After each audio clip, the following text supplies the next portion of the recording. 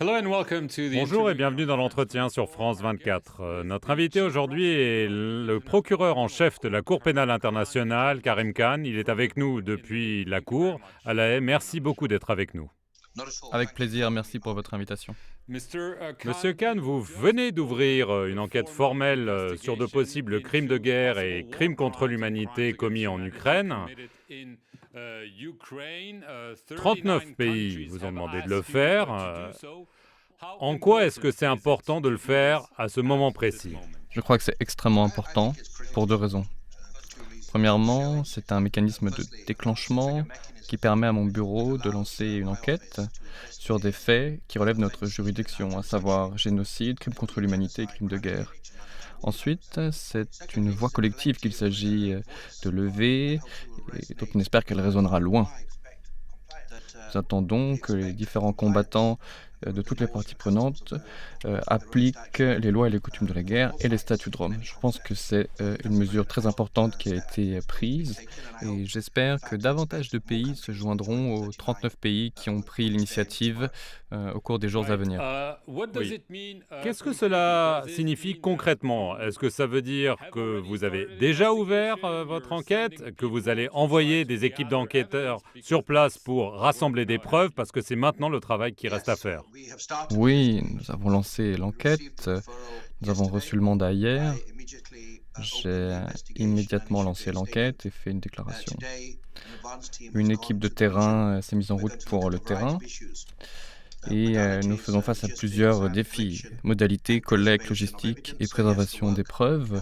Donc le travail a commencé et nous allons continuer jusqu'à ce que nous soyons déchargés de ce mandat. Oui, je veux juste rappeler à nos téléspectateurs un fait important, c'est que ni la Russie ni l'Ukraine ne font partie de la Cour pénale internationale. En quoi est-ce un problème pour vous, Monsieur Khan? L'Ukraine n'est pas un État signataire, mais en 2014 et en 2015, l'Ukraine a fait deux déclarations reconnaissant volontairement les compétences de la Cour pour les crimes de génocide contre l'humanité et de guerre. La Russie, bien sûr, n'est pas un État signataire, mais il s'agit ici d'actes qui ont lieu non pas en Russie, mais sur le territoire ukrainien. Le droit s'applique à tous, à toutes les parties prenantes. La responsabilité pour ces crimes ne repose pas uniquement sur ceux qui les commettent. Il y a aussi ce qu'on appelle la responsabilité de commandement. Donc en théorie, si des crimes sont commis par les leaders des partis en conflit, ce qui inclut le président Vladimir Poutine par exemple, il pourrait être amené devant la Cour pénale internationale, n'est-ce pas? Les statuts de la Cour sont clairs, vous avez raison. Il y a une responsabilité pénale individuelle concernant l'assistance, l'aide, l'incitation ou la commission des crimes relevant de notre juridiction, ou bien cela peut aller au niveau au-dessus. On parle ici de la responsabilité des chefs civils ou militaires. En ce moment, nous essayons d'y voir plus clair. Et nous allons le faire de manière indépendante et impartiale en examinant les preuves, et nous verrons. S'il y a de fait une responsabilité individuelle pénale, nous prendrons les mesures appropriées. C'est l'un des principes de droit. Le droit s'applique à tous. Comme on dit en Angleterre, pardonnez-moi de le dire sur France 24, le roi n'est soumis à rien, sauf au droit et à Dieu. C'est l'un des principes fondamentaux liés aux considérations élémentaires d'humanité qui doivent s'appliquer à tous et qui doivent être mises en œuvre. Et la CPI est là pour lutter contre l'impunité et pour assurer une justice indépendante, apolitique et crédible. De ce que vous avez déjà vu et commencé à rassembler comme preuve, j'imagine, est-ce que vous avez vu ce qui pourrait constituer ce genre de crime? Notamment, on a vu des bombardements de bâtiments civils, des écoles, des hôpitaux. Alors, je ne suis pas en état de faire part de mes conclusions, mais lorsqu'on regarde les événements qui ont eu lieu en Ukraine depuis 2015 et de la part de toutes les parties prenantes, eh bien, nous voyons que si des civils sont ciblés, si des habitations sont prises pour cible, eh bien, il y a un crime qui est commis. Et on ne peut pas se défendre en disant que c'est potentiellement une nécessité militaire que de le faire. Si des armes de longue portée sont utilisées, ce sont des armes qui ne sont pas précises, donc une zone d'impact très importante, en particulier dans les zones d'habitation.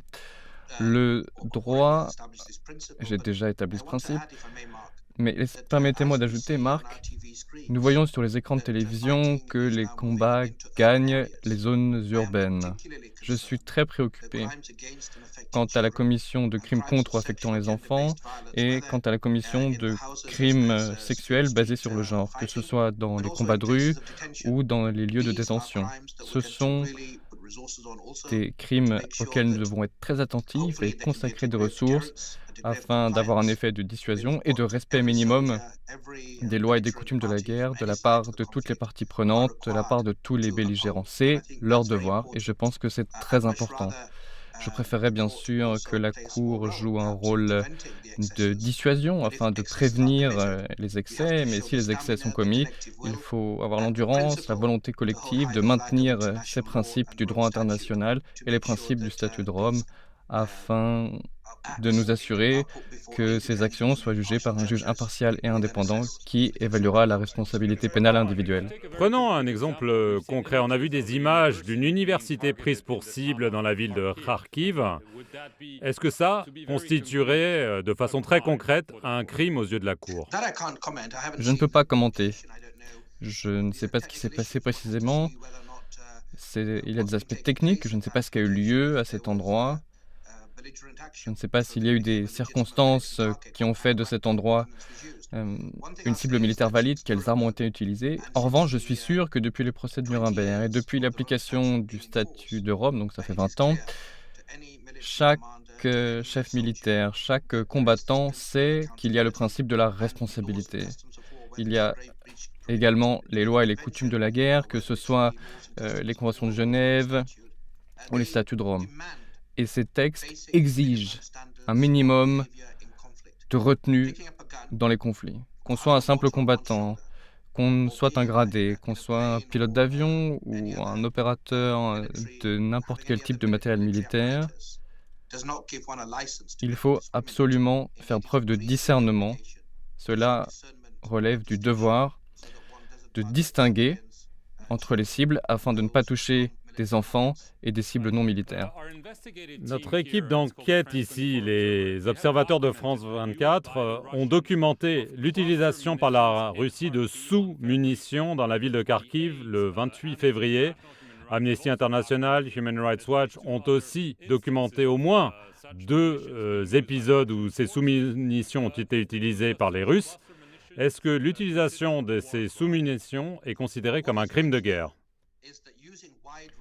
Les armes à longue portée sont des armes indiscriminées, en particulier lorsqu'elles sont employées dans les zones d'habitation. Leur utilisation peut être liée à une responsabilité pénale individuelle. Ça ne serait pas approprié, étant donné mon devoir de réserve, que de parler de ce cas précis, mais j'en reviens à ce que j'ai dit au début. Avoir des bombes à sous-munitions ou des bombes thermobariques ne donne pas le droit de les utiliser, en particulier lorsque l'effet principal porte sur des populations civiles. Nous allons examiner toutes les allégations en ce sens avec beaucoup d'attention. Comme vous l'avez dit, l'enquête remonte, si je ne me trompe pas, à novembre 2013. Ce qui veut dire qu'il y avait à l'époque l'annexion de la Crimée, la guerre au Donbass. Donc j'imagine que vous devez déjà avoir une documentation importante de ces événements passés qui pourraient nourrir votre enquête actuelle. De fait, il y a eu une procédure préliminaire qui est en cours depuis plusieurs années et qui s'est achevée en décembre 2020. Procédure préliminaire qui a traité différentes allégations. Nous avons eu des informations concernant toutes les parties prenantes. Nous allons examiner ces preuves et concernant l'ensemble des parties prenantes, que ce soit l'armée régulière, des troupes d'autodéfense ou des milices. Toutes les parties prenantes doivent comprendre qu'elles doivent respecter les lois et coutumes de la guerre et les clauses du statut de Rome. C'est la mission de la CPI que d'être au cœur de la responsabilité collective et d'essayer de faire appliquer les principes judiciaires internationaux sur ce théâtre, en particulier ces temps-ci. Dernière question, Monsieur Khan. On se souvient les tensions qui ont suivi l'ouverture par la Cour d'une enquête formelle sur l'Afghanistan, notamment les pressions sur votre prédécesseur de la part des États-Unis. Est-ce que vous êtes préoccupé de faire face à la colère d'un autre membre permanent du Conseil de sécurité, la Russie, en raison de ce que vous venez de décider?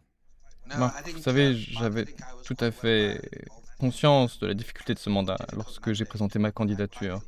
Et j'en ai eu encore davantage conscience. Peut-être à partir de juin, il faut être courageux, impartial, indépendant. C'est un peu comme un chef militaire, si vous voulez. Si vous n'êtes pas en mesure d'assumer la responsabilité, eh bien, vous ne la prenez pas. J'ai pris cette responsabilité en tant que procureur général de la CPI. C'est mon devoir moral que de faire tout ce que je peux avec toutes les ressources disponibles pour défendre les principes du statut de Rome, et ce de la manière la plus efficace possible, tout en ayant conscience qu'il y a beaucoup de limites et de contraintes.